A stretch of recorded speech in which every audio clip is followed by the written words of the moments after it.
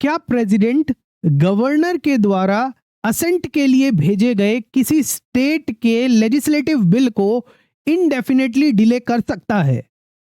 और क्या गवर्नर के बिल को भेजने के बाद सिर्फ वेट करना पड़ेगा गवर्नर साहब को? इन दोनों सवालों के ऊपर सुप्रीम कोर्ट ने बहुत महत्वपूर्ण जजमेंट दिया है और कंफ्यूजन को क्लियर कट किया है हिस्टोरिक जजमेंट में, जो फेडरल स्ट्रक्चर को स्ट्रांग बनाता है और स्टेट्स राइट को भी प्रोटेक्ट करता है। Watch this video till the end to fully understand Article 200 and 201 and why this judgment is super duper important for judiciary aspirants, UPSC students and law enthusiasts. Welcome to judicial Yogi by Doon law mentor, जहां आपको मिलती है latest judgement की detailed explanation judiciary exam point of view से। और आज हम बात करने वाले हैं state of Tamil Nadu versus governor of Tamil Nadu and another 2025 supreme court judgement की, जहां सुप्रीम कोर्ट ने एक क्लियर टाइमलाइन सेट कर दी है। प्रेसिडेंट को 3 महीने के अंदर स्टेट के बिल पर डिसीजन लेना ही पड़ेगा। और समझ रहे हैं ना आप क्या बोला है सुप्रीम कोर्ट ने? अगर गवर्नर ने प्रेसिडेंट के असेंट के लिए किसी बिल को भेज दिया है साहब के पास, तो honourable president of India has to decide on that legislative bill within 3 months. Timeline set कर दी है। टाइमलाइन क्यों सेट करी है? क्योंकि हमारे कॉन्स्टिट्यूशन के अंदर ये एम्बिग्विटी थी, क्लियरली टाइमलाइन सेट नहीं थी, तभी तो सुप्रीम कोर्ट को करना पड़ा। और अब बात करते हैं इस केस के बैकग्राउंड की। केस के बैकग्राउंड की अगर हम बात करें तो क्या हुआ था इस केस के अंदर? तमिलनाडु असेंबली ने 10 बिल पास किए। गवर्नर ने सभी बिल को प्रेसिडेंट के पास रिजर्व कर दिया अंडर आर्टिकल 200, लेकिन प्रेसिडेंट ने उन पर कई महीने तक एक्शन लिया ही नहीं। तमिलनाडु गवर्नमेंट ने सुप्रीम कोर्ट में केस फाइल कर दिया और पूछा क्या प्रेसिडेंट इंडेफिनेटली वेट करा सकते हैं? और इस पर सुप्रीम कोर्ट ने जवाब दिया बिल्कुल नहीं।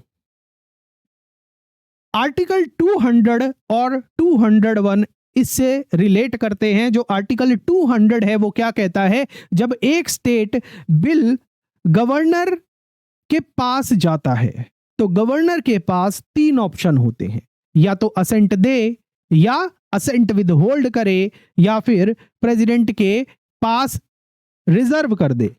असेंट दे, असेंट विद होल्ड करे, या फिर प्रेसिडेंट के असेंट के लिए बिल को रिजर्व कर दे। और अगला जो प्रोविजन है आर्टिकल 201 भारत के संविधान का, वो क्या कहता है? अगर गवर्नर ने बिल प्रेसिडेंट के पास भेज दिया है तो प्रेसिडेंट असेंट दे सकता है, या फिर असेंट को विदहोल्ड कर सकता है, या बिल को रिकंसिडरेशन के लिए भेज सकता है।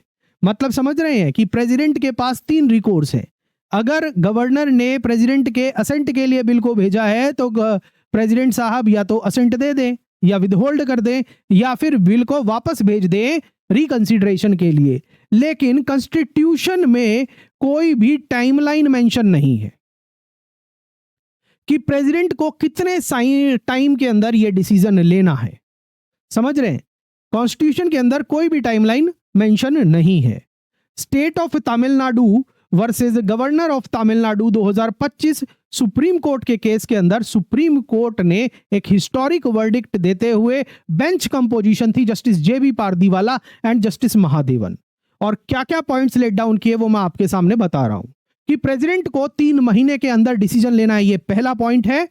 दूसरा पॉइंट है अगर डिले होता है तो प्रॉपर रीजन देना होगा, और वो रीजन स्टेट गवर्नमेंट को कम्युनिकेट भी करना होगा। डिले होता है तो प्रॉपर रीजन देना होगा और वो रीजन स्टेट गवर्नमेंट को कम्युनिकेट भी किया जाएगा। तीसरा पॉइंट जो लेट डाउन किया वो ये है अगर प्रेसिडेंट कोई डिसीजन नहीं लेते टाइम पर तो स्टेट गवर्नमेंट सुप्रीम कोर्ट में रिट ऑफ मैंडेमस फाइल कर सकते हैं। मतलब समझ रहे हैं कि अगर प्रेसिडेंट ने टाइम पर 3 महीने के अंदर डिसीजन नहीं लिया, ठीक है, तो state government writ of mandamus दायर करवा सकते हैं सुप्रीम कोर्ट के सामने, ताकि सुप्रीम कोर्ट ऑर्डर दे मैंडेमस के ऑर्डर रिट के through under article 32 of the constitution of India constitutional remedy है, जिसे प्रेसिडेंट ऑफ इंडिया जो एक पब्लिक फंक्शनरी है उनको मैंडेट किया जा सके कि आप के सामने जो बिल आया है, लेजिस्लेटिव वर्क आया है, उसके ऊपर डिसीजन लें। मैंडेमस रिट की एक खासियत होती है कि वो हमेशा पब्लिक फंक्शनरी, पब्लिक अथॉरिटी के खिलाफ ही फाइल हो सकता है। तो ये चीज है। तो मैंडेमस रिट और के बारे में और आप क्या जानते हैं कमेंट सेक्शन के अंदर जरूर बताइए। और इस केस के अंदर अगला पॉइंट जो सुप्रीम कोर्ट ने बोला, क्या बोला? सुप्रीम कोर्ट ने बोला कि प्रेसिडेंट एब्सोल्यूट वीटो एक्सरसाइज नहीं कर सकते, गवर्नर भी नहीं कर सकते। और अगला पॉइंट क्या किया? प्रेसिडेंट असेंट विदहोल्ड करते हैं बिना किसी रीजन के अगर, तो कोर्ट्स अज्यूम कर सकते हैं कि एक्शन मैलाफाइड था। अगर बिना रीजन दिए प्रेसिडेंट ने किसी भी लेजिस्लेटिव बिल के ऊपर अपने असेंट को विदहोल्ड कर दिया तो ये मान लिया जाएगा कि प्रेसिडेंट का एक्शन मैलाफाइड था। ये एक बहुत स्ट्रॉन्ग ऑब्जर्वेशन है सुप्रीम कोर्ट के द्वारा। आपको क्या लगता है? Is this a very strong observation by the supreme court in this matter which will make the Indian democracy and the legislative power of the state or state legislative assembly more strong in the year 2025 and moving forward? आपकी जो भी observation है ना comment section के अंदर जरूर बताइएगा, और आपको अभी तक ये सेशन कैसा लग रहा है ये भी जरूर बताइएगा। अब आगे बात करते हैं, क्या बात करते हैं? जो इंपॉर्टेंट पॉइंट हैं आप लोग जो judiciary APO and JLO examination की तैयारी कर रहे हैं उनके लिए आप नोट कर लीजिए। आर्टिकल 200 जो गवर्नर के रोल के बारे में बात करता है, आर्टिकल 201 जो president action on reserved bills के ऊपर बात करता है, मैंडेमस की रिट आर्टिकल 32 के अंदर, force action if president remain silent, federalism, strong centre with state balance, judicial review, president decision can be challenged if arbitrary, president का जो डिसीजन है वो चैलेंज हो सकता है अगर वो आर्बिट्ररी है। नाउ यू टेल मी,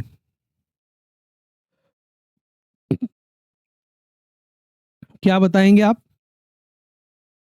आपसे मैं 2 सवाल पूछ रहा हूं, आपकी क्या थॉट है उस पर, आप क्या सोचते समझते हैं उन पर, आपकी जो भी ऑब्जर्वेशन है कमेंट सेक्शन के अंदर बताइएगा, और वो सवाल आपको स्क्रीन पर दिखाई दे रहे हैं। पहला सवाल है, क्या प्रेसिडेंट के एक्शन भी जुडिशियल रिव्यू के लिए ओपन होने चाहिए? क्या प्रेसिडेंट के जो एक्शन है वो भी जुडिशियल रिव्यू के लिए ओपन होने चाहिए?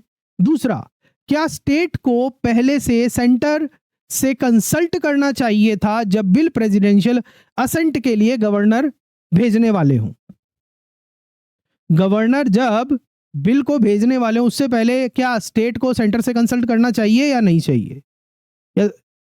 कमेंट सेक्शन में जरूर लिखना जो भी आपकी ऑब्जर्वेशन है। These are very very important, और आपकी हर ऑब्जर्वेशन को हम पढ़ते हैं, समझते हैं, क्योंकि हमारे लिए भी वो फीडबैक है। अब आगे बात करते हैं कि ये जो जजमेंट है, कंक्लूड करते हुए कि ये जजमेंट जो है इंडिया की फेडरल डेमोक्रेसी के लिए एक बहुत बड़ा स्टेप है।